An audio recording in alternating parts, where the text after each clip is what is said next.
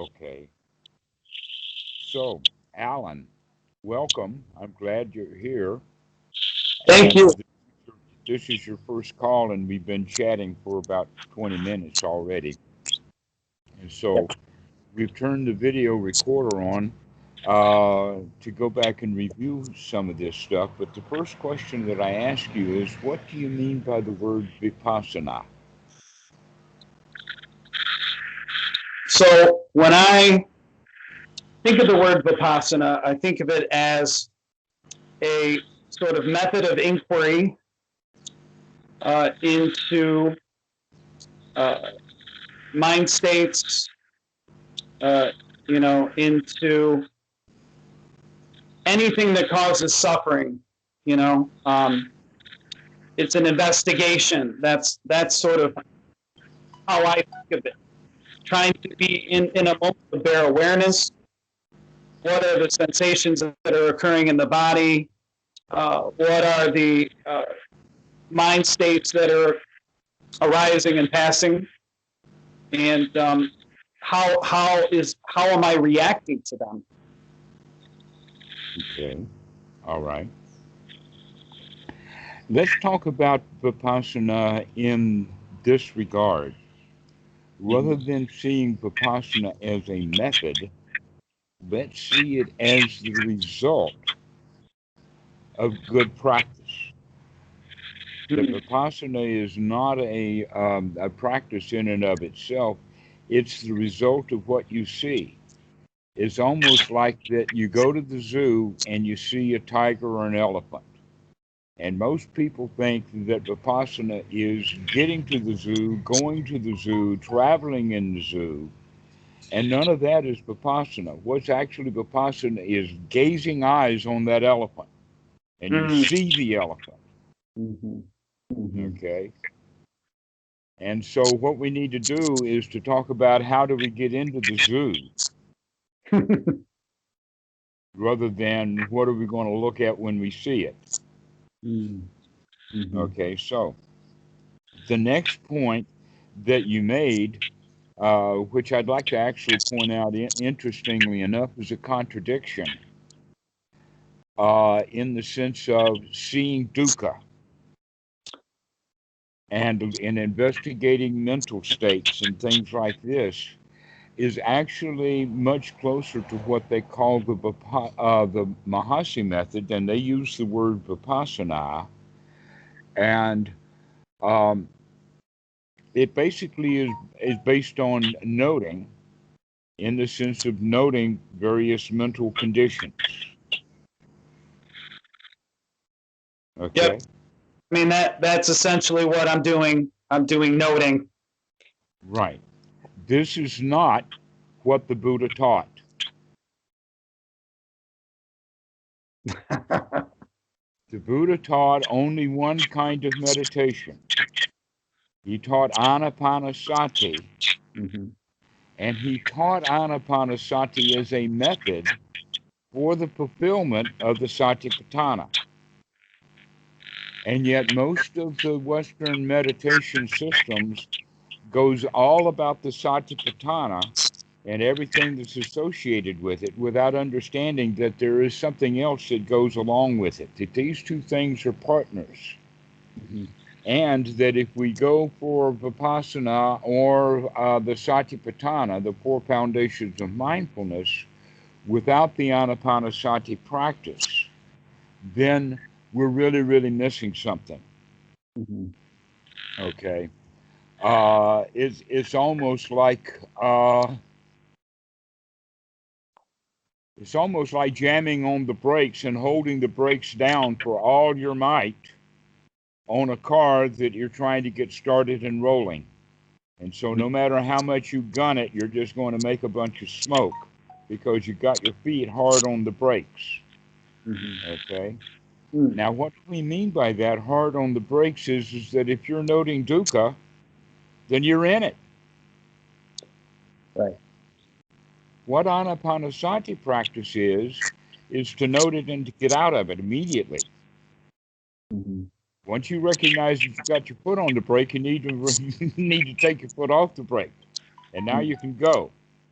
And this is the place that most meditation students are in. So let's use a little bit more classical language for a moment. And that is that the Buddha said that there are various things that give us gratification: sensual desires, getting drunk, stoned, working for a living, all of these kind of things we see the gratification in, and our society has been working very hard to try to teach every individual member of our society all of these gratifications, right? But the Buddha says that we have to see also the dangers. And if we can see the gratification and the danger, then we can plot our escape. If we can get our escape, we can get out of it. Mm-hmm. Okay. And this is something that is noticeably missing in the Vipassana method. They keep saying, just keep looking, keep noting, keep dukkha, dukkha, dukkha, dukkha. And that's not what the Buddha taught. The Buddha didn't teach dukkha, dukkha, dukkha, look at the dukkha, have some more dukkha, investigate it, dukkha. Have some vipassana about dukkha. Go really, really deep into the dukkha, and maybe you even get so far down into dukkha that you'll have a dark night of the soul. Dukkha, dukkha, dukkha, dukkha. Right? That's the way, and they want you to see the dukkha. But the Buddha says no, that we have to see the danger in the dukkha in order to plot our escape, to get out of it. Okay? And that this is where Anapanasati really shines. Now, um, to go back a bit, the entire teachings of the Buddha is very simple. Even though mostly it's delivered to students unpacked, it's unpacked. It's all over the place. So you got 5 of this and 12 of those and 16 of this and 32 of that and 4 of these and 4 more of those things and 5 of that and 3 of this and 2 of those. You've seen all of that Buddhism, right? Oh Well, yeah. that's all Buddhism as has been completely unpacked. But when you understand that we can pack that stuff back up again, then it becomes just one thing. The Buddha says, I only teach one thing both formally and presently, and that is dukkha, dukkha nirodha. Basically, what that means is to see the dukkha and come out of it immediately. Mm-hmm. And yet, most of the Western meditation is all about if at first you don't succeed, try again, work hard, struggle. There's got to be a pony and all of that horse shit someplace.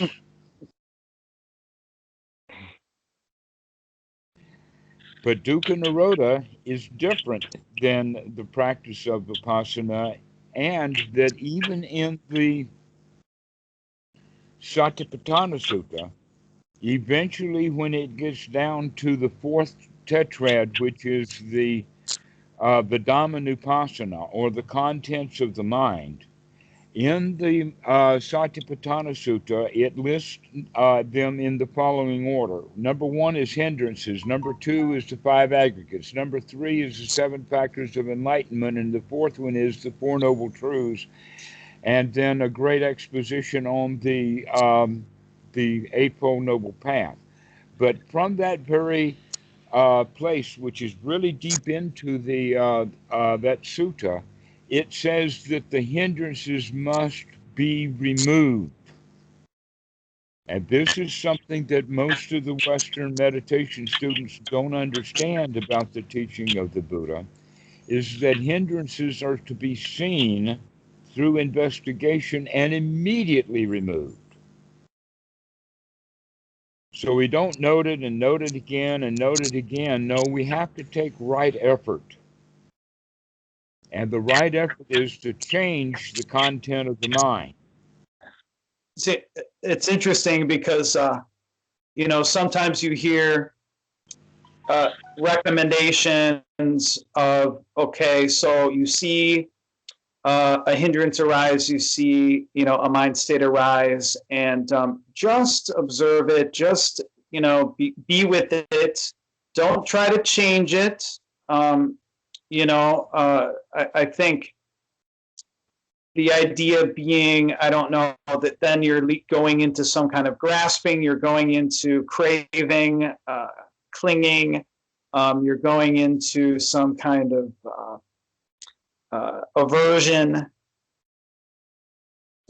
But the idea You're here, very, very sharp if you can see you going into it. Most students, especially in the beginning, wake up only after they're deep in it.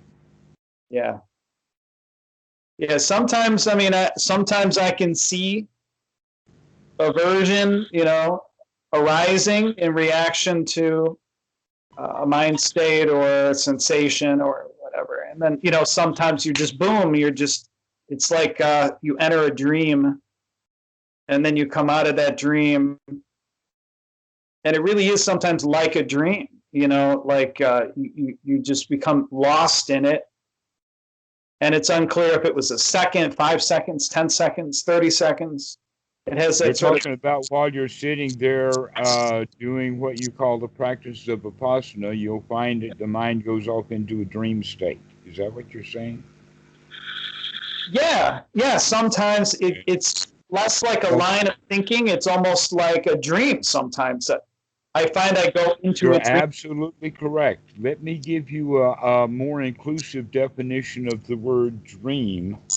Most people think that dreaming is done only at night, but every kid in school gets whacked by the teacher for daydreaming. What is daydreaming? Means not paying attention to what's going on, especially not paying attention to the teacher. Okay? Right. Yeah. That's okay. So basically, what we recognize in meditation is that there's a lot of dreaming going on. But that doesn't mean that we okay. So I see a lot of dreaming going on. Let's keep dreaming. No. Right. No. And my understanding is even those dreams that feel like you couldn't possibly have avoided them, but they are rooted often in craving or aversion. So, maybe a little sensation arose, you had some aversion to it, and then your body, whoop, now you're in a dream, and then you pop out of it, and there's a chain. There is a sort of causal chain, but you're not always able to see it. Okay. Well, let's bring it to this then. Sure. Many people who practice Vipassana and the noting method do, in fact, go into these dream states or dream-like states, and what they call it is deep meditation. And they go deep. I remember a movie. I don't remember who was in it. Eddie Murphy. And he was a cop in this one, and he was going deep undercover. And they had like a 3-minute discussion of how deep into undercover he was going to go. He was going to go so deep, like this. And that we have to understand that the teachings of the Buddha is about waking up, not going deep. It's going up, not down. Right. And yet most of the Westerners, when they go into meditation, they will go deep into it. They will go down. And what we want is we want to go up. Yeah. Okay. Which means that any kind of thoughts that we recognize as the kind of thoughts that will take us down, we want to throw those out and change what we're thinking and to go up instead. And this is a major change in the correct practice. And most Westerners will practice wrong for years. And eventually they come through it anyway. They begin to change naturally the way that they're practicing, because the way that they weren't practicing before is not giving them any results. And if they persist, then they'll either change the way that they practice or they'll stop persisting and they quit. And most people quit. Just like you were saying that you were quitting. The reason that you were quitting was because you were not getting any visible gain from doing it. That the promise for gain is always open to the future. And also, I think circumstances of life, new jobs, all the that pop up. You think, oh boy, I couldn't possibly meditate when I have so much work to do. But I think at a certain point you realize it's sort of like, I don't know, like taking a medicine that's gonna, keep you alive or something. Like at a certain point, I think you recognize that you can't just stop the practice. You can't just Okay. be there So sometimes. let's use the analogy of the medicine for just a moment. Does medicine have to taste bad? Does it have to be ridiculously bad tasting? Does it have to be um, a disaster in the process? Right. Okay. An example of that would be a child getting a vaccination for measles. That shot is painful if it's given in a way where the child does, they set it up so that they're there now. This is going to be okay. This is going to prick a little bit and all of that kind of stuff. And they could handle the child a toy, get them distracted, go ahead and give the shot. Right. And the child doesn't even know about it. And so they don't have any trauma at all because they've been distracted. Another way of thinking about it is, let's see, back to Mary Poppins, a spoonful of sugar will help the medicine go down. Yeah. So you can think of Vipassana practice, the way that the Mahasi practices is taking the raw medicine, more raw medicine. It tastes terrible, but it's supposed to be good for you, right? And there's no enjoyment in taking the medicine, and the benefits are not, let us say, the cost benefit analysis is not yet realized. It's interesting that you sort of found, that in my sort of off the cuff remark about medicine. I think maybe you saw that maybe, there's some maybe unconscious idea, right, about the practice. I will say that that there's a bit less of that. I am seeing it more now. Our society is really based on no pain, no gain. No question. Yeah.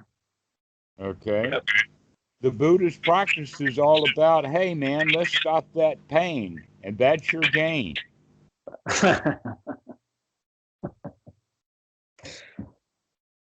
Okay, so this is actually, let's look at it from the perspective now of dukkha, dukkha, nirodha as, in fact, the Four Noble Truths. That when we see dukkha, that means that we can see the danger in things. And the second Noble Truth, which is going to be most of our teachings, so that you can begin to really understand the nature of dukkha, and so that you can catch it quickly, so that you can come out of it and immediately go into the third Noble Truth. So that you recognize that, hey, I am not suffering right now, and I know that I'm not suffering. Isn't this marvelous? For finally, I'm not suffering at all. Mm-hmm. And yet most people, when they're practicing, no teacher will tell them, work with the third Noble Truth. Get yourself into a state that is free from suffering, rather than just continuing to look at the suffering. Mm-hmm. We have to actually bring that third Noble Truth into play, and there's a method for doing that. Now, when we call it the Eightfold Noble Path, there's a problem with the language. In fact, most of the problem with Buddhism is...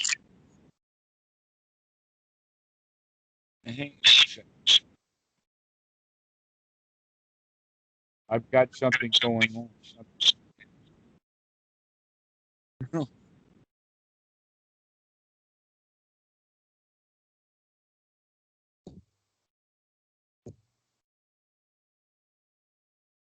Uh, I don't know why that happened, but it did, and I can't hear anything but the noise. Okay, now it's gone. Sorry about that.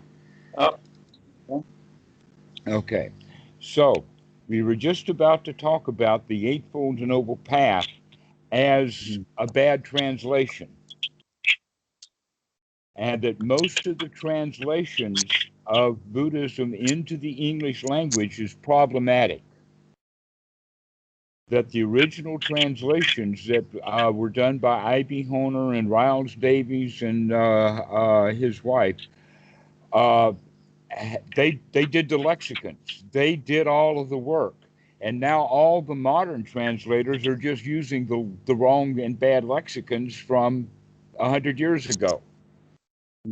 And that even most of the translators today will even, if the right translation is in the lexicon or in the dictionary, they'll choose the wrong definition and then translate it wrongly. Okay? And there's many, many words like that, and you can see that many of these words actually are Christian words. This is why Buddhism looks like a religion, smells like a religion, and acts like a religion, is because it's been completely mislabeled with all of these words of a religion. Monk, nun, monastery, chanting, uh, prayer, meditation, even concentration. All of these words are wrongly translated. And the first one that I'm going to introduce to you is the Eightfold Noble Path, because it's not a path at all. When we think of a path, we think about a trail. Right. And that trail then, in fact, one of the big distinctions between the highways in Texas and in the Midwest and the highways in North Carolina and Virginia is because in Virginia, all of the highways were just old Indian trails that they paved over. To where out in the West, they didn't have any trails, and so they did straight roads because it was easy to build straight roads. But in North Carolina, all of the roads, in local roads, not the freeways, not the new ones, but all the old original roads, they're just all over the place. They'll go around anything because the original animals that were on that track went around. Okay, so this is the idea of a path, and the path goes from here to there. And so we get the idea that the practice of meditation is to go from here to there. That's the wrong way of looking at it. This is not an Eightfold Noble path to get someplace. It's the Eightfold Noble method to get out of the mess you're in right now. It's almost like the Eightfold Noble method is, how do you put a key in the door lock, turn the key, and open the door? It's that quick. We're talking about a 2-second operation, not 20 years. So this is the first big mistake that people make, is thinking that it's an Eightfold Noble path rather than an Eightfold Noble method of coming out of suffering right this very moment. Okay, so let's review the Eightfold Noble path, the Eightfold Noble method. The first item always on the list, but before we give you what the items are, let's talk about how the list is formed, because there are 3 ways to do the list. The Eightfold Noble Path is normally broken down for beginners as Sila, Samadhi, Panya. So that Sila comes first. We teach the precepts to the kids because they're not smart enough to figure out how to live their own life. These kids then take these precepts, rites, rules, and rituals and then destroy the rest of their lives with it. But at least society works because the kids are not out now killing each other and killing their parents and everybody. They're not just rampantly stealing. They've got a society built on these rules, whether you call them the 10 Commandments or the Buddhist precepts or whatever. We need these rules in order to build a society But yet everybody in that society who wanted that society is still unsatisfied with that society.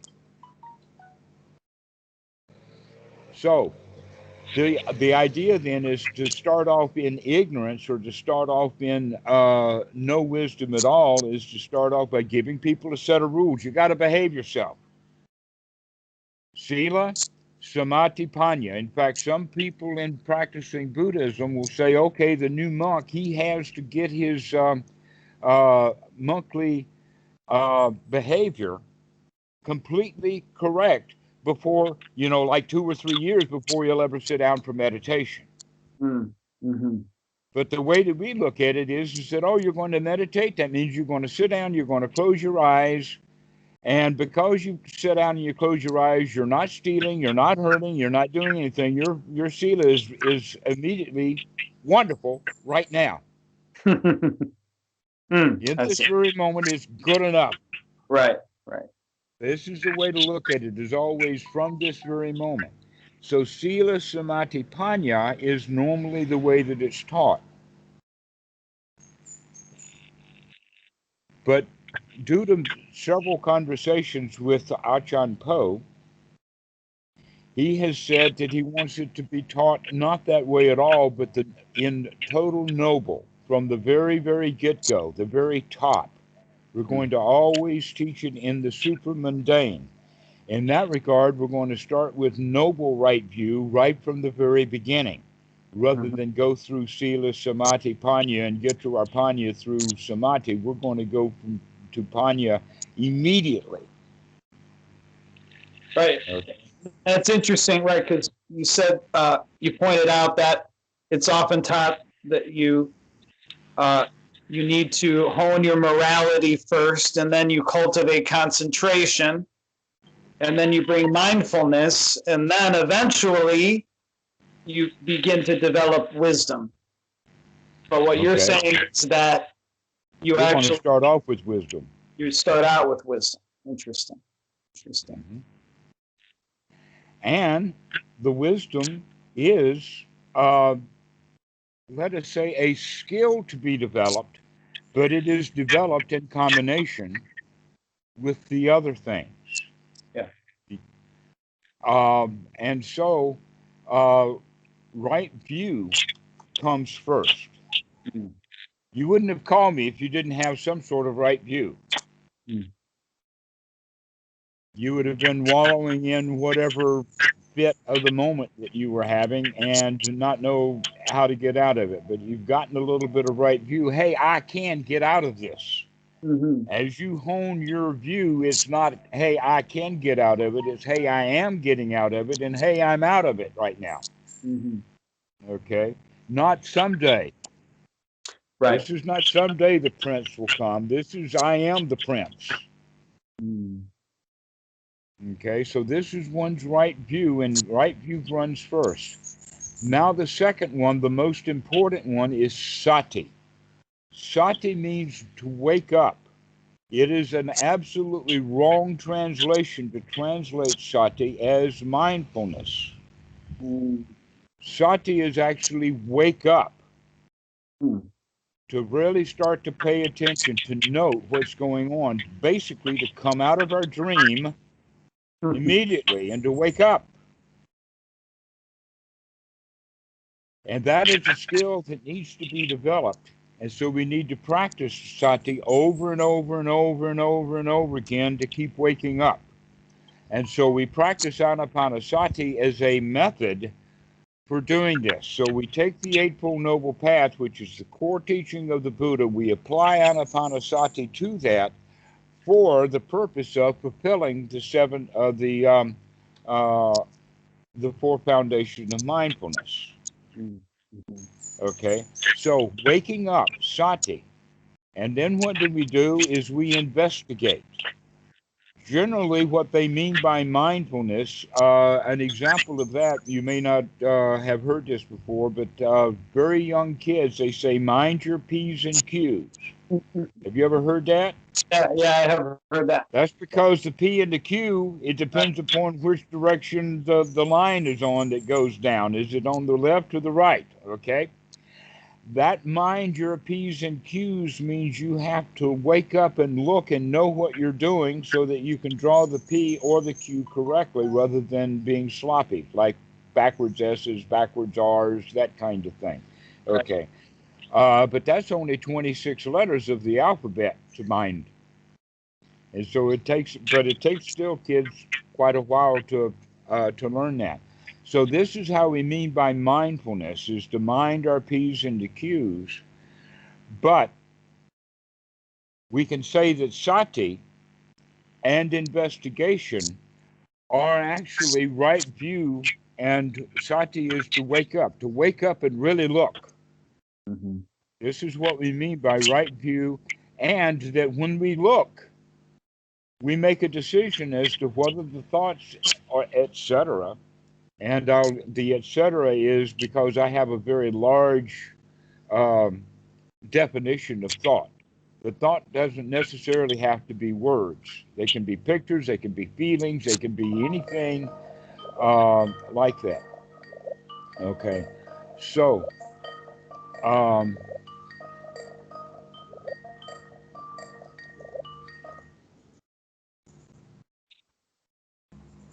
these thoughts can be classified as either wholesome thoughts or unwholesome thoughts.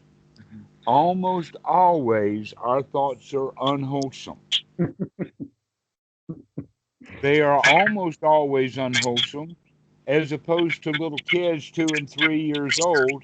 All their thoughts are about play, about joy, about figuring something out. You can hear the little kids laugh and play until it's time to go to school. And now it's sit down and learn your ABCs, do your 1, 2, 3s, clean your room, do your homework. And we train our kids out of the nurturing, loving, playful environment into a critical, get the work done environment. And so we pick that up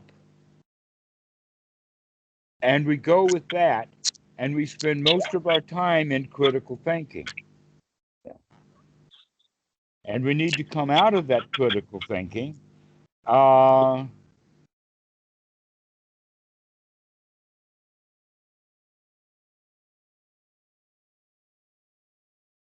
that coming out of that critical thinking means that we're going to start going into nurturing thinking. And the nurturing, imagine that a mother has a brand new infant. She is going to nurture that child. She's going to take care of that child. When that child has his first poopy, probably after a couple of days, the whole household is happy. That baby has done a poopy, right? But if that kid's in high school and he does a poopy on the floor or in the house, people are not going to be so nurturing for him. Yeah. You see what I mean? Okay, so there was a time in our lives when everything was good, everything was nurturing, everything was okay. But as we grew up into what some people will call the reality of the situation is life sucks. Mm-hmm. And you've got to be on your toes. You've got to take care, because this world is dangerous. Okay, and so this whole idea then is that we come out of nurturing into a state of critical, and now we have taken that critical thinking and that critical mind into our meditation session, thinking that we can critical mind our way back into nurturing. Right. Doesn't happen like that. That's really like the only tool we have is a shovel, and so we think that, well, that means that we've got to dig. Instead of saying, hey, I've got this nice shovel, maybe I can trade it in for a balloon.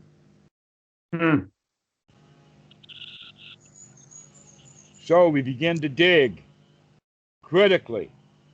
And the more we dig, the more dirt we find. If we dig deep enough, we've got ourselves into quite a hole. But this is the way that everybody practices, this is the way that the Buddha started in the beginning. He went through a lot of austerities. He found out what was not working, and then he figured out was working. And in Western Buddhism, most people find out about what the Buddha was teaching, and then they apply it in their critical mind, thinking that what he was teaching was good, but he's talking about, no, we have to change our frame of reference. Okay? That we can't say everything is okay, and so therefore someday I'll see everything is okay. We can say, no, everything is okay now. Let me see it that way right now. Mm-hmm. And so everything winds up being immediate. And if we're practicing correctly, and we're getting the good benefits of our practice immediately. And because we're getting the good feelings and the good right away immediately, because we have in fact seen that these thoughts that I'm having are unwholesome, let me throw those out and replace them with something wholesome right now, immediately. And because I can do that right now, immediately, I'm getting good benefit from my practice immediately. Now, you probably heard someplace or another, and I can tell you several places that I know that exist. One is in the Dhammapada, the other one is in Sutta number 38, and it's in all kinds of places. I would say that there's at least 20 different places where this phrase is used. And that is that the teachings of the Buddha are good in the beginning. They are good in the middle, and they are good in the end. Full stop with that. They are good in the beginning. So if you've got a meditation practice or a Vipassana practice and you're not getting good immediate benefit out of it right away, you're not practicing according to the Buddha's path. You may be doing something else. You may be doing what other Western meditation teachers said that this was the teachings of the Buddha. But we begin to understand, no, the Buddha is all about what's happening in this present moment, not what you're planning to get out of this present moment 10 years from now. Mm-hmm. Right. That's a major change in reference. Mm-hmm. Okay? And we need for you to make that change of reference, that you're not practicing Vipassana to get benefit out of it. You're practicing Vipassana because you are getting benefit out of it.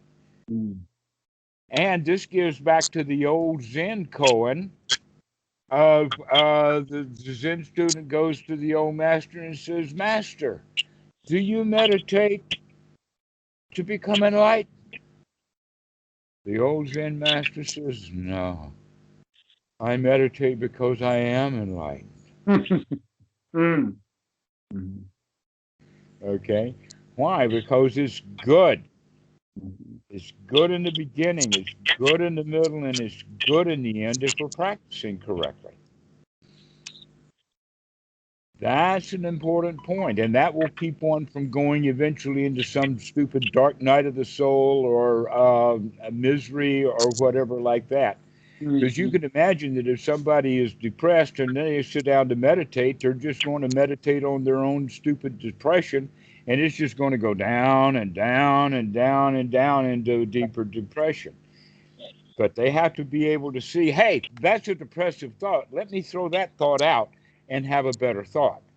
This is what we mean by right effort. Mm-hmm.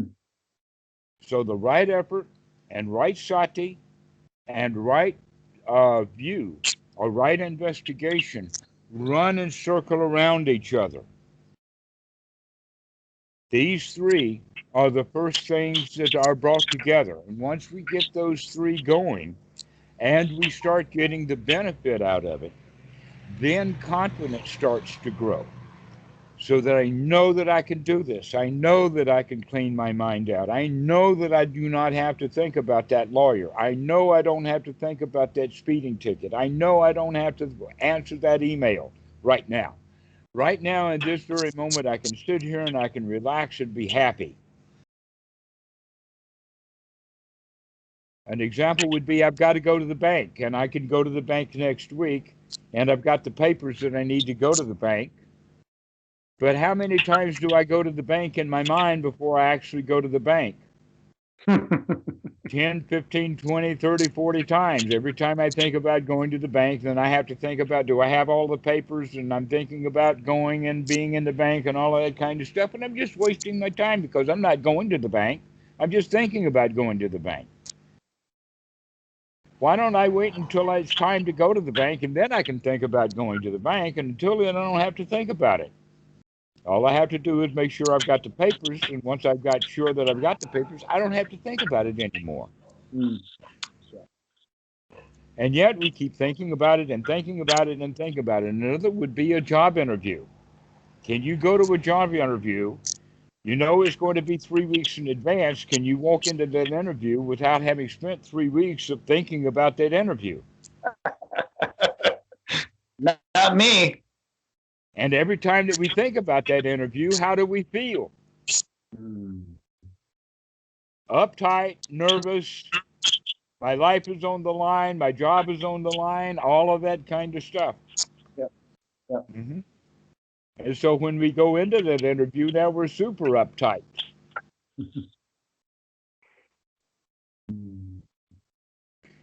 But if we didn't give it a thought, hey, I can handle that interview just fine. I'm as ready as I need to be.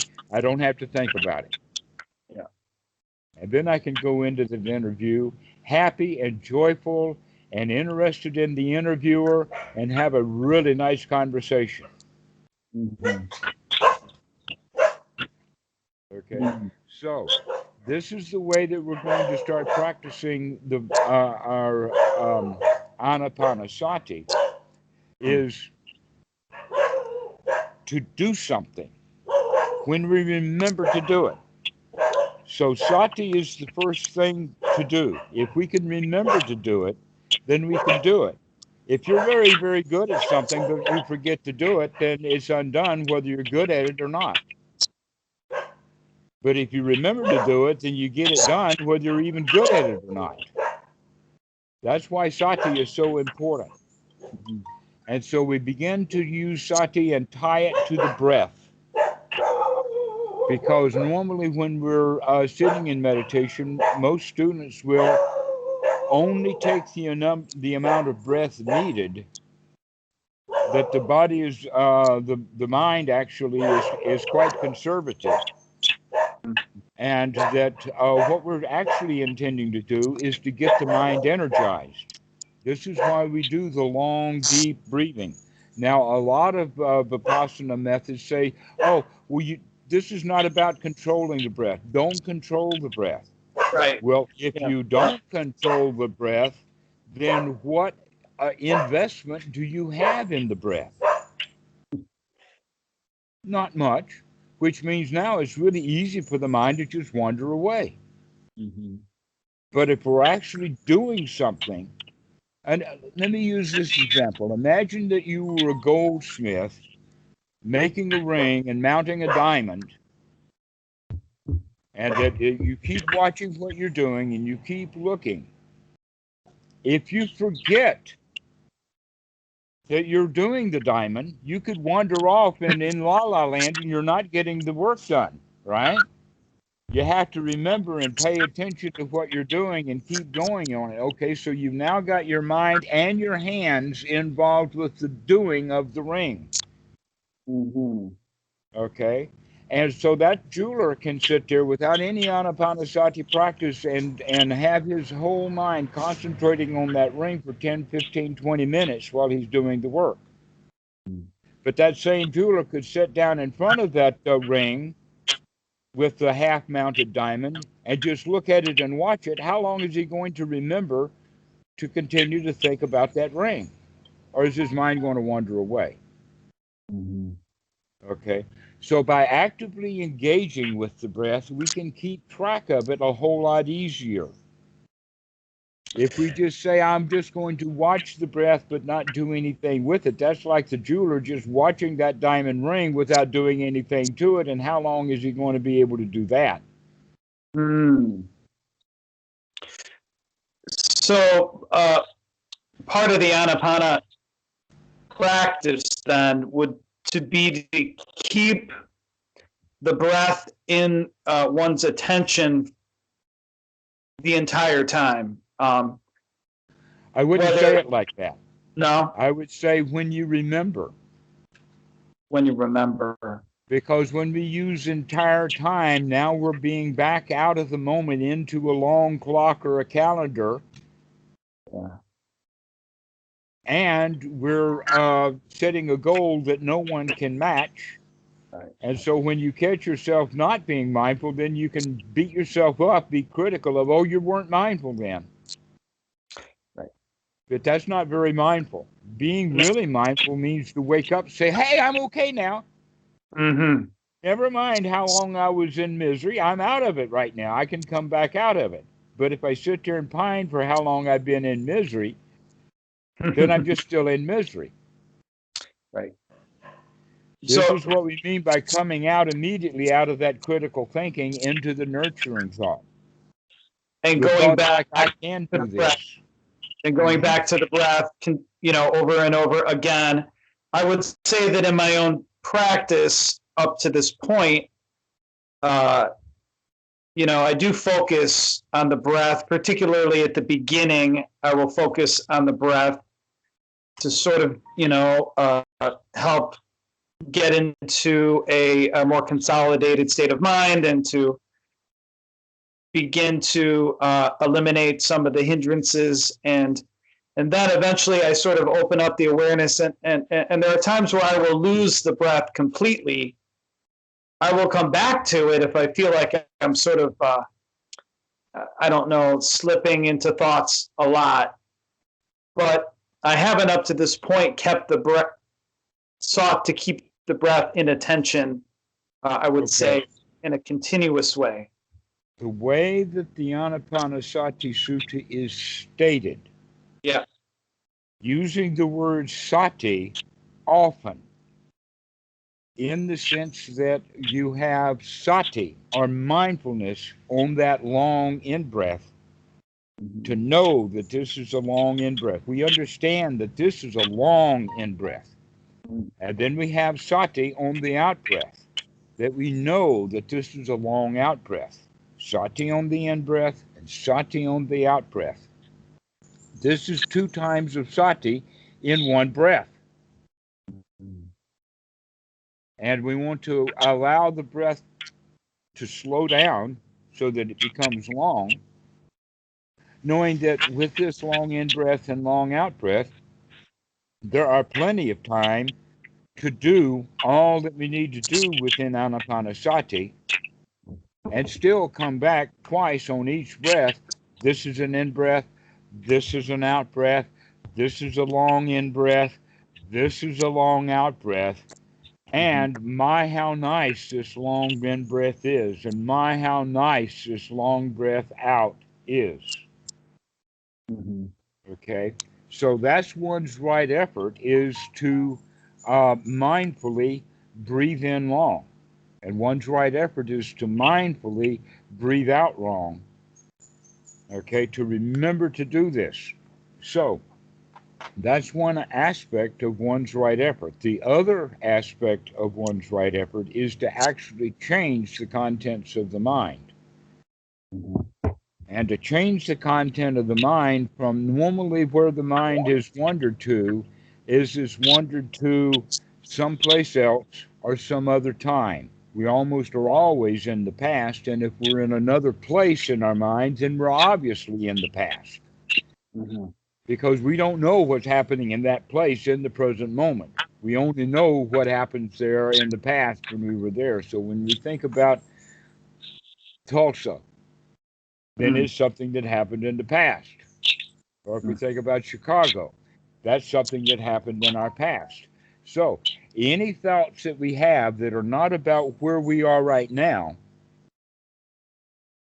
or thoughts about what's happening any other time, past or future, we're going to bring those thoughts back to the present moment, here now. That's also one's right effort, is to bring the thoughts out of the past and the future from someplace else and bring the mind to the thinking about what's happening right here, right now. This is also part of recognizing that we can throw these hindrances out, these thoughts of the past and the future.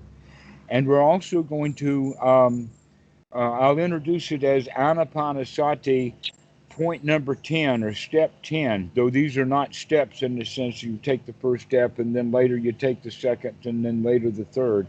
But an easy way to understand that is people, when they go into the meditation hall, they don't bring the body in and leave the mind and the feelings in the bed. And then Mm. next year they come and bring only the feelings in and let the body stay in the bed. No, you've got to bring the whole show in. And when you're breathing in, you've got the whole show to deal with. And when you're breathing out, you've got the whole show to deal with. When I Mhm. mean the whole show, the satipatthana, the body, the feelings, the mind, and the mind's objects. Mhm.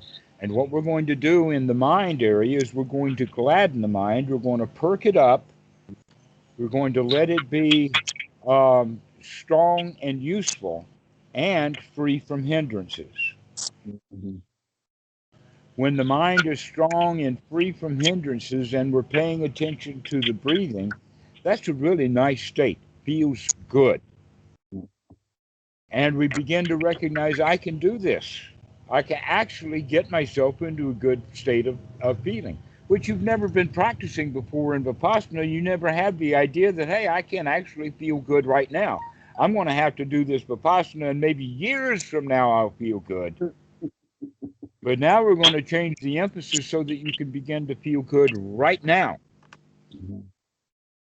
And there's a lot of stuff that you can tell yourself that's gladdening the mind. The Mhm. kind of thoughts that we could have would be everything's okay right now. Everything is fine.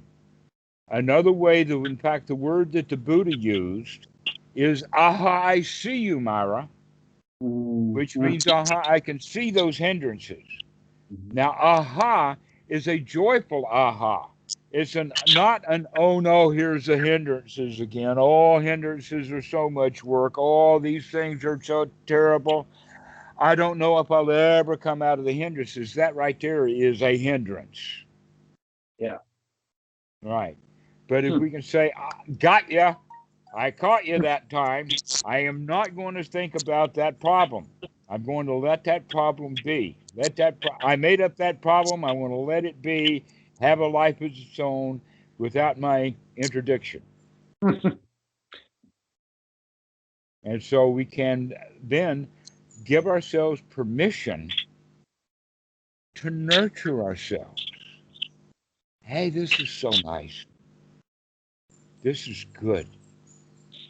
Everything's going to be all right. Everything's going to be fine. These are the kind of words that you want to start using. And it's always about right now. Everything's going to be all right. Everything is fine right now. Then you can make a little list. There's no dangers right now. There's no alligators on the floor. Look around the room that you're in. It's a safe place. Why is it that people don't feel safe? They're in a safe place. The mafia is not there. The cops are not busting your door down. Why is it that we feel unsafe? Oh, Yeah. because something in the future might happen. That's why I feel unsafe now, is because it's dangerous out there. And if I go out there, okay, the answer is yes, but right now it's not dangerous. Mhm. Let us know that and have the feeling of security, have the feeling of satisfaction that everything is okay right now. Everything is fine. I do not need to be enlightened. I've got already everything that I need. That's why the Zen say you're already enlightened. If you want enlightened, you're not enlightened. Mhm. But if you're satisfied with the way things are, then you're light. I Mhm. know it sounds like a catch 22. So let's go back to the Eightfold Noble Path to finish it off for just a bit. And then next time we talk, we'll talk a little deeper. And that is with right view, right sati, and right effort in play so that we can bring ourselves into a state of satisfaction, then that's the knowledge that we can, in fact, bring ourselves into a state of satisfaction and we begin to change our attitude. The attitude of being a loser, of all meditation is hard, into the attitude of a winner. Oh, this is a piece of cake. This is good stuff. Mm-hmm. And eventually we begin to get the attitude that no matter what hindrances come by, no matter how much the mind is obstructed, I can in fact clean it out, come back to this present moment, and be okay. I can see the truth of the reality of the situation, no matter what. Mm-hmm. That's confidence, or shraddha. And this is what gives the idea of a winner. And this is what we mean by the Pali word piti. The word piti means, I got it. Mm-hmm. Okay? It's like receiving a wonderful gift. I've got it. Mm-hmm. Okay? So this is the attitude. It's the attitude. I've got it. Mm-hmm. And so this is why the Buddha is known as a lion. It's the attitude. What is the attitude of a lion? It's not the attitude of a victim. Most people start meditation, oh, I'm a victim, I'm not good enough, I need meditation. Let meditation be my guru. I need help from the outside. Right. Right? Now we have the attitude, I can do this myself. Mm-hmm. I do not need any outside help. Mm-hmm. I could do this on my own. And I also begin to understand this Eightfold Noble Method that the Buddha has set out works. This stuff works. Mm-hmm. That's actually a complete definition of the entire teachings of the Buddha. I've got quite a number. One is dukkha, dukkha, nirodha. The Buddha had that one. Mm-hmm. Goenka says, never mind, start again. Has to be said right, but that's the whole teaching of the Buddha. Never mind the dukkha, start again into being wholesome and happy. Mm-hmm. Another one is the Bob Marley song, or Bobby McFerrin, depending upon your choice, and that is, don't worry, be happy. Mm-hmm. That's the entire teaching of the Buddha. Don't worry, be happy. But then the one that I just gave you is, this stuff works. That's the entire teaching of the Buddha. This stuff works in the sense of without this stuff, it don't work. But with this stuff, it works.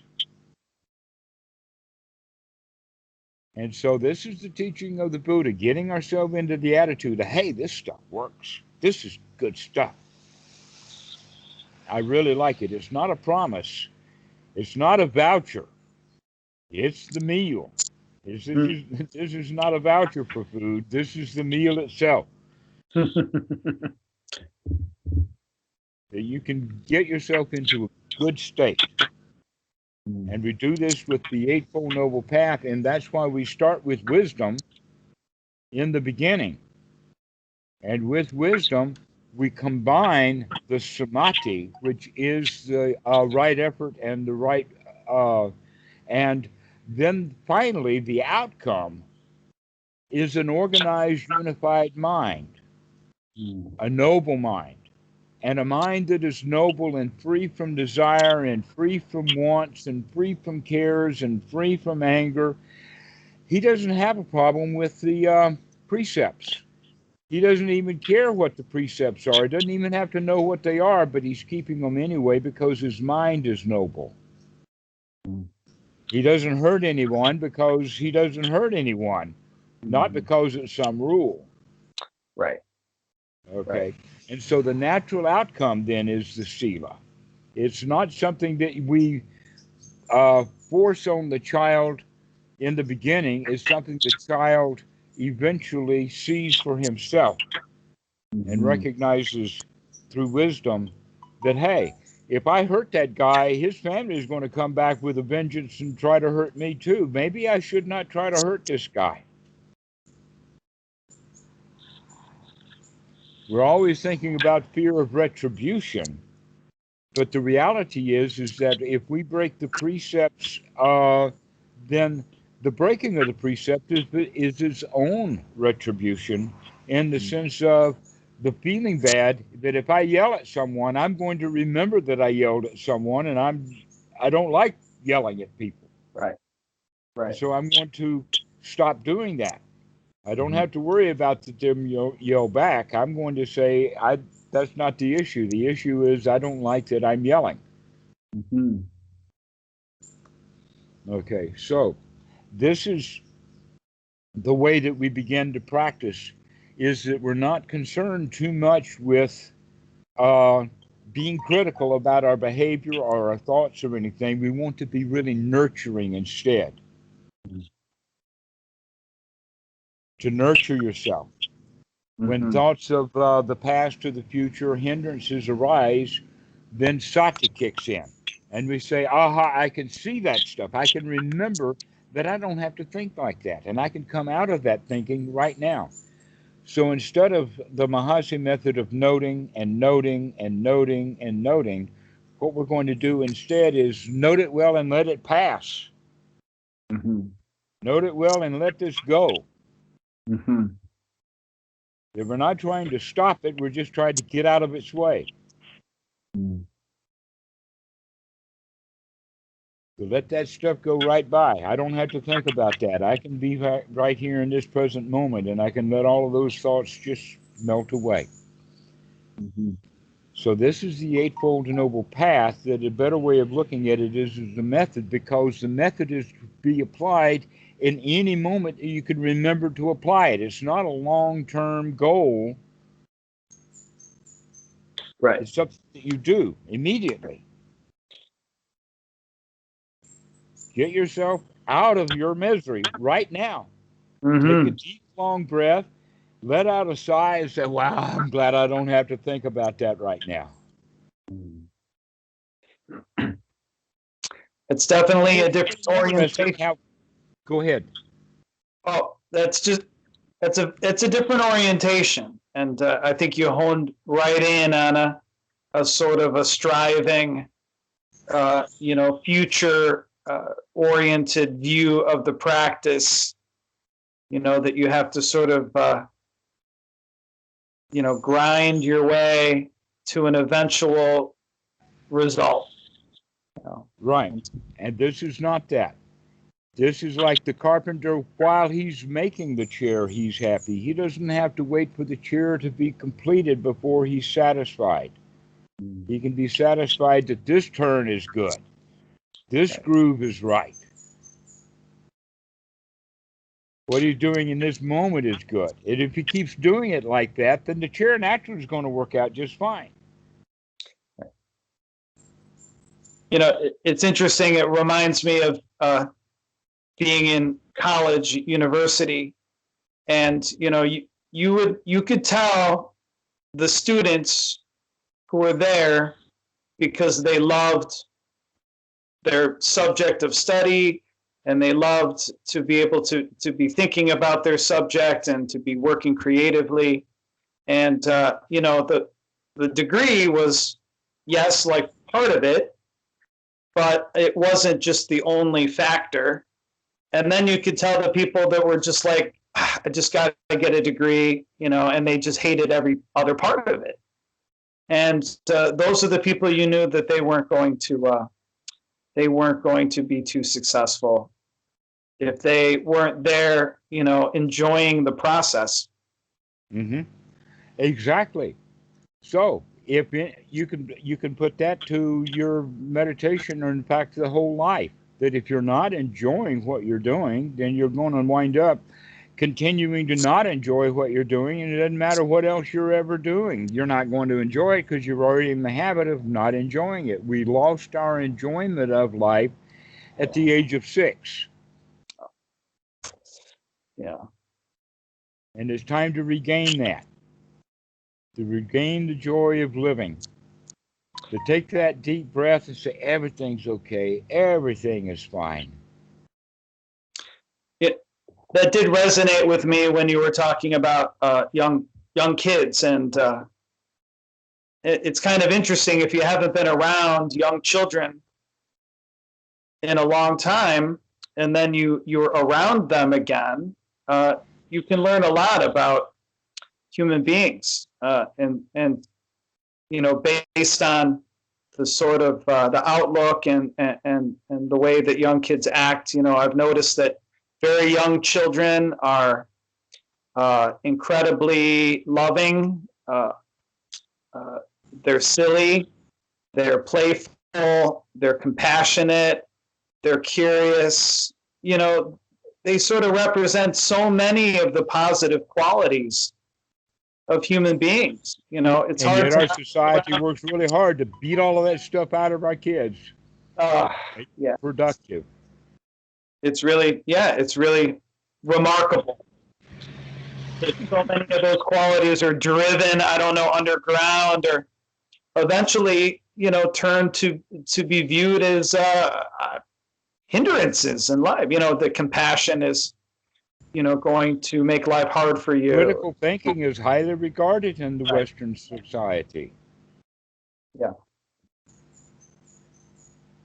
So it's kind of like a rediscovery, I think, maybe part of this process is some of these. Mm-hmm. Right. Rediscover the fact that you've got a great friend there that you've been fussing at all of this time. You want that friend to be up to scratch, and because of that, you've destroyed your relationship with yourself. Mm-hmm. And so now let everything be okay. You're great. You already got everything you need. You're already successful. You're still alive. So congratulate yourself and enjoy the state that you're in. This is the teachings of the Buddha that is so difficult for the Western mind to grasp hold of, that you already are okay. Just stop with all the hindrances and just be happy. It does seem to be almost a diametrical opposition, because it's so much about imposing your will on the world, that your success becomes a measure of your ability to, make plans, implement plans, follow through, and to execute those plans such that you see your will enacted. And, so much of that is with striving and planning and thinking. But we've been told that if we do that, then we'll get what we want. And if we get what we want, we'll be happy. And the Buddha is saying just the opposite. He says that because you want something you don't have, you are now unhappy. And if you get what you want, that may not get you happy. You may, in fact, get that new car and you're completely dissatisfied with it. You may get that new job and you hate it. But we tell ourselves that if I get what I want, I'll be happy. And then we get disappointed. And so we say, oh, well, it's something else that'll make me happy. And so I'll go and I'll want it. And that's a funny thing, too, because when you say that to somebody, that mechanism of, well, I want to buy a new book. And, the story about how if I get this, it's going to complete me in some way and I'll be satisfied. And everyone says, no, I don't really think that, But I think we really do. I mean, we really do sort of think that. But we sort of tell ourselves that's not how it works. But if you really look close, I don't know, the drive to get whatever object it is, and anticipating it. I'll just point this out. I'm a film fan, and there are groups on the internet who are collectors. And it's very interesting because leading up to, say, like a sale of Blu-rays, they'll be talking about, oh, I'm going to get this, I'm going to get this, I want to get this, and it's all this chatter about what they want to get. And then they place the order and then they post their receipts. Look, I bought all these Blu-rays, hundreds of dollars of Blu-rays. Look, here's my receipt. And then they talk about, did they ship it? Did they ship it? Did they ship it? Did they ship? Did yours ship? Did yours ship?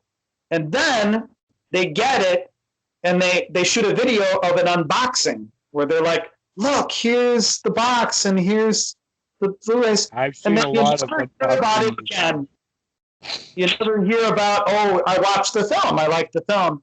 It's all this sort of ritual of anticipating getting the thing, ordering the thing, getting the thing, and then as soon as you get it,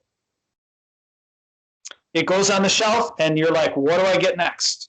I mean, and that's kind of everything in our whole lives. Every single thing, whether it's degrees. Now that's insight. Now that's vipassana, is to recognize that, hey, I spent all of that time and all that money and all of that energy and all of those efforts because I wanted to feel good. And when I got what I wanted, I didn't feel elated. Yeah. Because I was already in the habit of being dissatisfied. So when I got the stuff, I'll put it on the shelf and I'll go want something new. Or the one other thing they'll sometimes do is say, look, my Blu-ray has a little dent in it, a tiny dent. And they'll say, I got to return this and get a new one. And it's almost like a recognition of like, wait a minute, I thought this thing was going to complete me, satisfy me, give me some joy. And then they write it off as like, well, no, it's because there's this tiny dent in it. Critical. Being critical of it again. Uh-huh. And then they send it and they probably get another. And then, you know, and that is the primary mode of our attempts to be happy. I mean, materialism is one of the primary mistakes we make of being happy. Yeah. And the teachings of the Buddha is all about, let's come out of our materialism because our materialism doesn't make me happy anyway. And so we go down to just the 4 basic requisites. That we need adequate housing, we need adequate food, we need adequate shelter, and we need adequate medical attention. But in our society, you either don't have 1 or 2 of those things, or you've got everything in great abundance, and you're still not happy. That is basically that bottom line, or that what is our worst case scenario that we can be happy in, and so we shoot for that. And basically then what happens over time is that bar gets lowered. For instance, in the beginning, I only need 1 car, I don't need 2.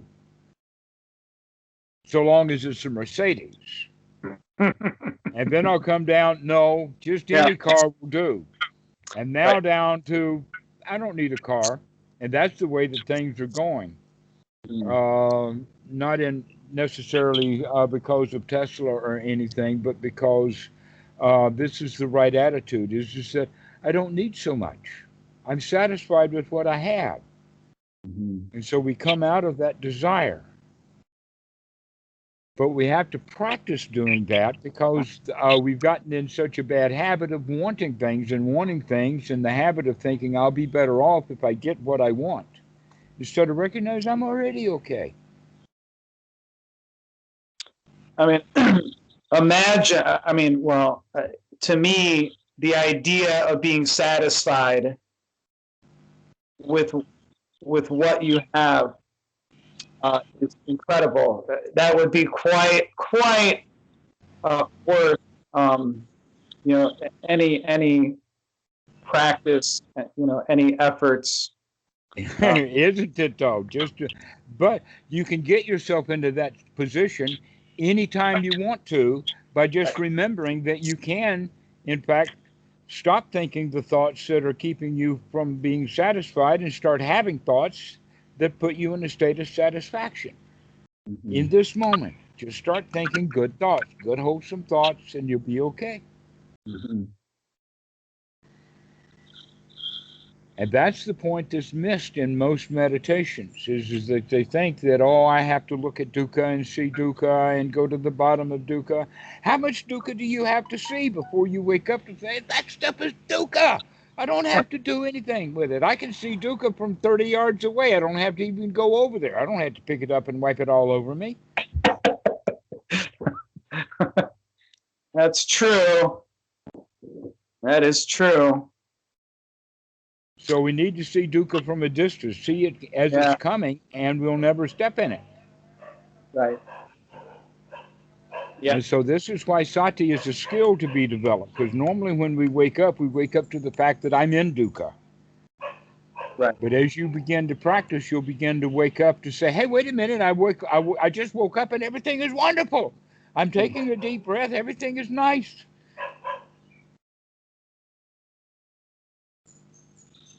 But in the beginning, normally when we start, we say, yeah, I won't. Wait a minute, I wake up. Okay, I feel good now.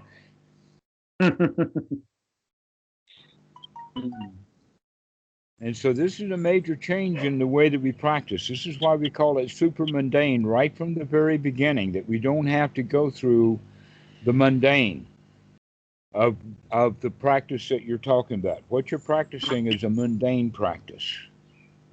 So We're talking about a super mundane practice or a supra mundane practice.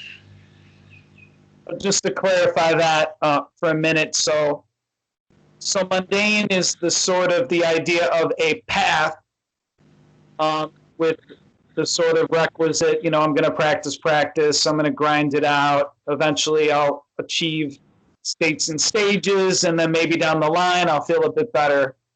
Supra mundane signifies that it's right now, that you're getting the benefit now, that you're eliminating the hindrances now, that you're feeling equanimous now. Exactly. Okay, good. Another way that we can talk about the supramundane, and I hope that I'm not opening too big of a Pandora's box, is that there are the first three fetters: personality view, attachments to rites, rules, and rituals, and doubt. Right. Okay? We can take care of those three things immediately, but not for all time, just right now. I think I've heard of those in relation to the idea of first path or stream entry, that when you accomplish that state, right, or that those fetters are dropped. That's typically how I've heard of those. Yes, but they're not dropped for all time. They're just dropped right now.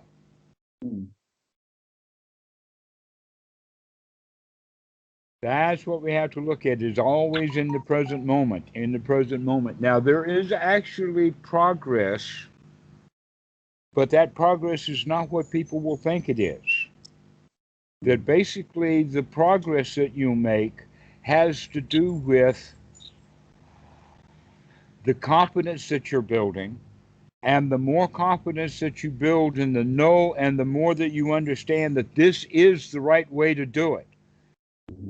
That number one, I don't have to worry about getting help from someone else. Number two, I can do this myself. Number three, I've got the tools that I need to do it with. When we've got those things, now our determination or our enthusiasm begins to grow. And that enthusiasm, that determination, even the word determination, there's a whole lot of words that can be used, but each one of them has a slight little thing. One would be like devotion or dedication. But devotion and dedication are like devoting to a god or dedicated to a practice or things like that. And we're not either dedicating or devoting. What we are is we're enthusiastic or determined. I'm coming out of suffering right now. And I keep that determination. I keep that enthusiasm so that any time that dukkha is there, I'm going to wake up and I'm going to say, I'm out of here. That's the path then of the Sotapan, is when that eagerness becomes almost nonstop. That I'm eager for the Dhamma. That I'm willing to jump in any time that I can remember to jump in. And so the dropping of those three fetters, it isn't necessarily like it happens down the line. It's never a one-time shot. And it's not a sort of gradual chipping away at them either. So when you're practicing, they go away. Let us say it this way. Yeah. Let us say it like this, just as an example. Let us say that your house is infested with ants. And you see an ant, you see another ant, you see another ant, and you get the idea that the ants must be all over the place. Well, if you take an ant, if you see this ant right here, right now, you see that ant, and you pick it up and you take it outside. You come back into the house, you see another ant. You pick that ant up and you take it outside. Eventually, your house is not going to have so many ants. But we're not looking for being ant-free for the whole house for all time. We're looking at, can I take this ant out? Yeah. Can I take this ant out? This hindrance is in the mind right now. Let me take that ant out and not worry about how many ants are left in the house. Mm-hmm. But the more ants you take out, then the fewer you're going to find. Mm-hmm. And occasionally you'll find another ant. You'll take that out, and now the ants are even more rare.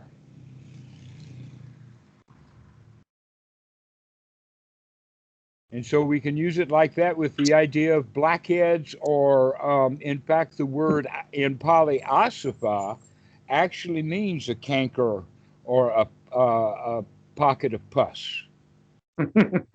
And that these pockets, they come up from time to time, and we can take the time and the effort to pop that pimple or to push out that blackhead. And then now we're a little bit more free. And then later we'll find another blackhead and we'll pick that out. But if we look in the mirror and we see all these blackheads, and we'll say, oh no, I'm full of blackheads, I'll never get my face. No, it's just one at a time. Yeah. Just one at a time. In this present moment, we get this one out, become free from that, throw that hindrance out, throw this hindrance out. Everything's already hunky-dory. And I'm enjoying removing hindrances. Ah, caught you there too. Aha, I see you, Dukkha. Aha, I see you. And then we pop it out.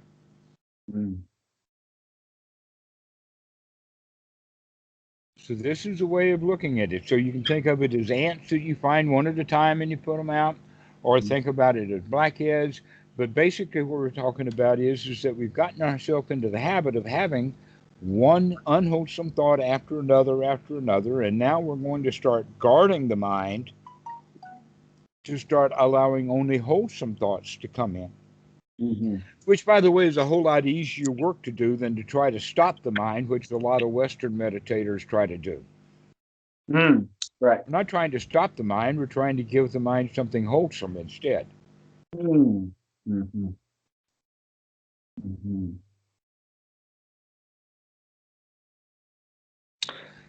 Yeah, that's interesting. So, yeah, I think you're right. So, well, it's not me. This is the Buddha, and this is Bhikkhu Buddhadasa. I've got a lineage here. This is not me. I don't invent this stuff. I'm just thinking about how, my own sort of conceptualization. So, if I think in my practice things are going well, it's almost like, okay, so I have sort of a open awareness, and it's undisturbed, and then something bad comes in. Mm-hmm. And so it's either open or there's something bad there. But I don't normally think of it as cultivating a positive mind state. So yeah, that's interesting. It's an interesting point. The Buddha talks about it, the way that Bhikkhu Bodhi has translated is gladdening the mind, and that's a good way to phrase it, but brightening the mind or elevating the mind. You see, if there's something bad in the mind, then naturally we want to hide from it. This is actually like going deep, like crawling under the bed or under the table or whatever like that, because the dukkha. But when the room is completely free from dukkha, I don't have to hide under the bed anymore. I can stand and shout and be joyful and whatnot. Okay, so that's the way that we look at it. Is that we have to gladden the mind or brighten the mind, and that brightening the mind takes us in the direction of being satisfied with the way things are, as opposed to being critical of the way things are. Mhm. And it takes us in the direction of being friendly to ourselves and friendly to other people rather than critical of ourselves and critical of other people. Mhm. So we cultivate friendship, we cultivate nurturing, we cultivate wholesome thoughts about the present moment. This is nice. This is wonderful. And we also cultivate the sati to remember to keep watching the mind to see, are these thoughts wholesome or are these thoughts unwholesome? Now, you can practice this throughout the day. This is not something that you have to do on the cushion. But since you already have started developing a meditation practice, why don't you continue to do that and then call me again? But right now, we're going to add this new ingredient. Mhm. Actually, two ingredients. One is we're going to start being mindful of the in breath, the long in breath, and the long out breath. That's one thing. And the other is to take the effort to keep gladdening the mind, Right. to put in wholesome thoughts and to take out the unwholesome thoughts. And would you just clarify?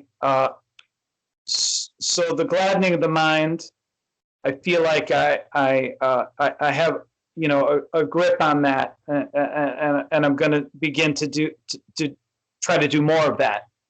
Could you talk just a little bit more about the focus on the long, the breath, the long breath in and out? So, am I actually going to? Now, you mentioned before that it isn't just the natural breath in and out as it sort of. Well, it is natural, but it's not the Yeah. normal breath. In fact, we're going to take it out of normal breathing into a more natural breathing. Okay.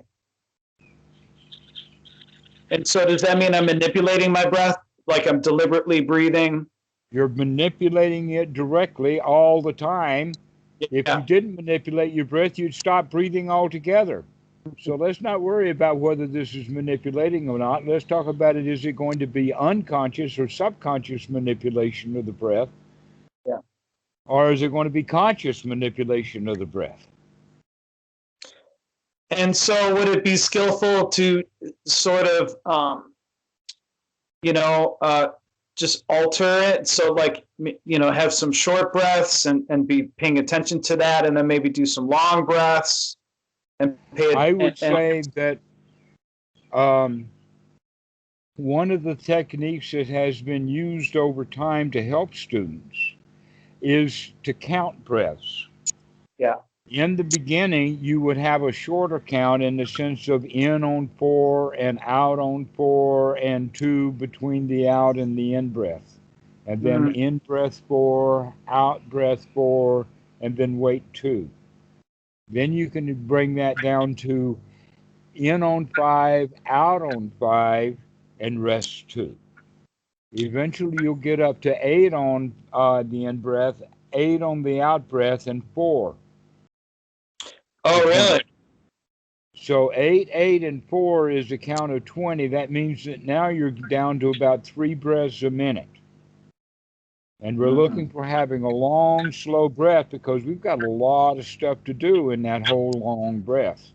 We've got the whole satipatthana, and I've already given you quite a lot of it in the sense of guarding the mind and to keep having sati on the in breath, sati on the out breath, and guarding the mind. This is all part of the Anapanasati practice. And so you want to kind of get yourself to the point where you can count to 8 on the out breath, 8 on the in breath, and then have a space of 4 seconds in between those breaths. That you want to sort of get and then sort of maintain that. Mm-hmm. Okay. Right. So and unlike most places think about the breathing in the sense of getting it in, getting oxygen in. The in breath's the important one. In this practice, it's the out breath. Okay, the long, deep out breath, the sigh, because it's going to be purative. We're wanting to throw out of the blood and out of the mechanisms whatever job that the out breath can do. There's more than just carbon dioxide coming out. And so we want to be able to, not completely, don't think of it completely, but a middle path. So light, shallow breathing would be like 40 to 60. In breath is 60%, 40 is the out breath. Still a lot of junk in there. And we're going to move this up to about 30, 70, so that we fill up, but not completely. We're not going to top off the lungs, nor are we going to try to absolutely empty them, but rather we're thinking more of just letting it all out or letting go. We don't have to then keep pushing more air out. Just let it out. And then take in a long, slow, deep in breath. This actually will oxygenate the body and help you feel tingly alive.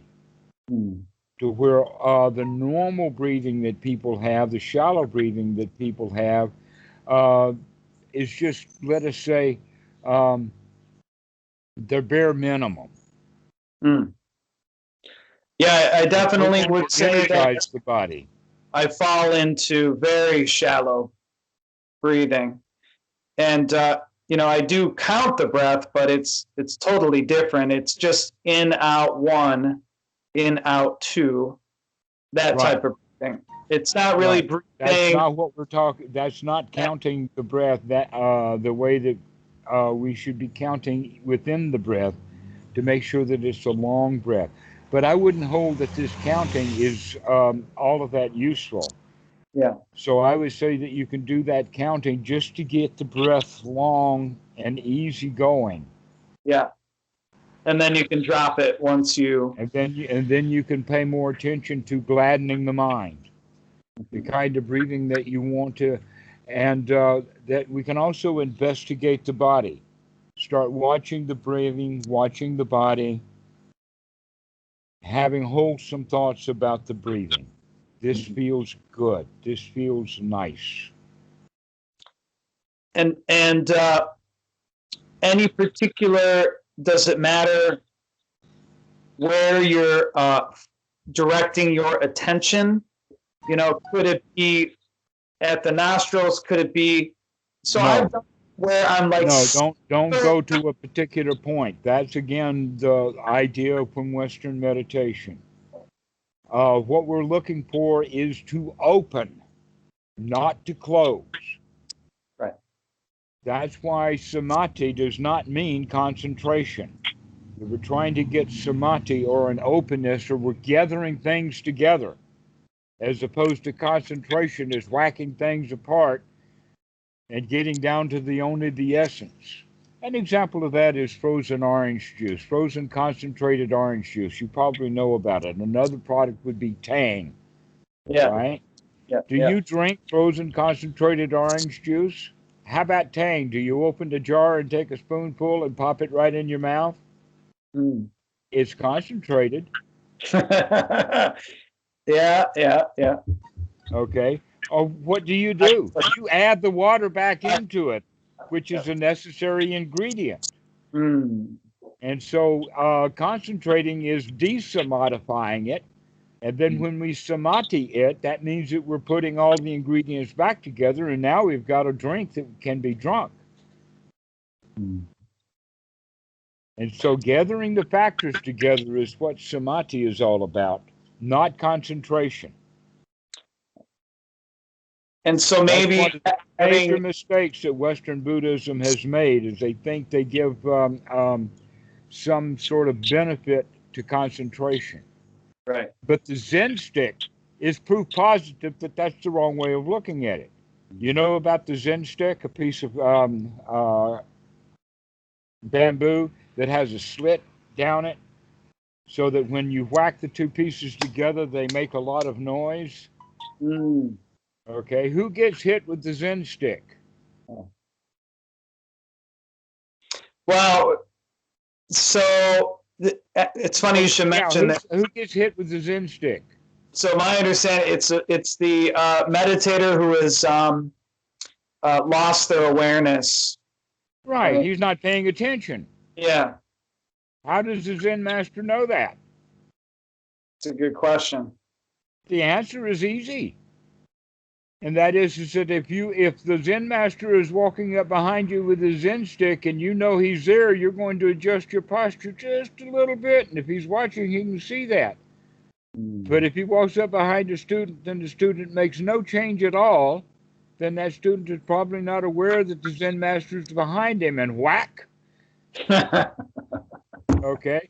Now that guy he can be lost in jhana, he can be lost in hindrances, he can be lost in space, he can be lost in dream time, but he's not paying attention. And that's the guy who gets whacked. Okay, so any kind of meditation that you do that you go deep so that you're not paying attention to what's going on around you is not what the Buddha teaches. So more expansive awareness that maybe takes in the whole body. Yes. And so that you're aware of the sensation at the nose, the all belly. over the place, as so one by one as they occur. And so you can either do it systematically by scanning the way that it's taught in the Goenka method, or you can pick certain parts of the body and just watch those. But generally, we want to be aware of as the breath rises and falls, that you can feel the touch of the cloth, you can feel the body movement. There's all kinds of things happening with the body that gives rise to point number 3, or step 3 of Anapanasati, is experiencing the whole body. To wake it up. That in fact we have, when we are children, the child is very super sensitive. If he even falls down, he'll cry, little tiny cuts. I mean, they're very, very body oriented. But as we grow up, we forget about the body almost completely. So part of Anapanasati practice is to come back and wake the body back up again so that you can actually be here now in sensory awareness.